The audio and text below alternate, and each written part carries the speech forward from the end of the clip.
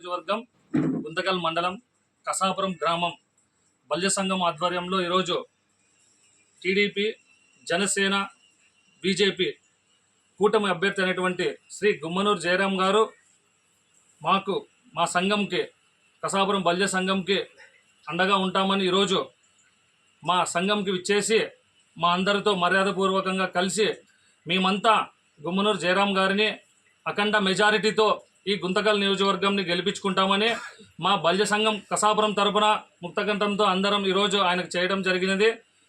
గత కొన్ని సంవత్సరాలుగా కూడా మేము జనసేన పార్టీ మద్దతుదారులుగా బల్య సంఘం సభ్యులుగా అనేక సేవా కార్యక్రమాలు అయితేనేమి సంఘ కార్యక్రమాలు అయితేనేమి ఎన్నో సమాజానికి ఉపయోగపడే కార్యక్రమాలు చేశాము. మళ్ళీ ఈరోజు మనకి పవర్ అనేది కావాలనే ఉద్దేశంతో మా పవన్ కళ్యాణ్ గారు నారా చంద్రబాబు నాయుడు గారికి మద్దతు ప్రకటించడం జరిగింది. మరి మేము కూడా పవన్ కళ్యాణ్ గారి మాటకు కట్టుబడి మేము కూడా ఆయన బాటలోనే ఈరోజు మేము కూడా తెలుగుదేశం పార్టీ అభ్యర్థికి ఈరోజు మేము మద్దతు ప్రకటిస్తున్నాం. బేషరతుగా మా బల్య సంఘం కసాపురం తరపున ఖచ్చితంగా ఈ 2024 ఎలక్షన్స్లో గుమ్మనూరు జయరామన్న గారిని అఖండ మెజారిటీతో గెలిపించుకుంటామని ఈ సభాముఖంగా మా కసాపురం బల్య సంఘం తరపున అందరి తరపున మేము ఈరోజు ఖచ్చితంగా విజ్ఞప్తి చేస్తున్నాము. అలాగే ప్రతి ఒక్కరూ కూడా దీంట్లో జయరామన్న గారు నాన్ లోకల్ అంటున్నారు.